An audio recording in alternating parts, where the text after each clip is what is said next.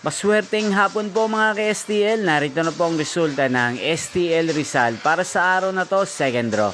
April 13, 2025, araw ng linggo. Naway ang mga natayaan nyo pong mga numero kanina ay manalo nawa ngayong hapong ito, 4 PM. Kaya't kunin nyo na po ang inyong mga tickets. Narito na po ang resulta.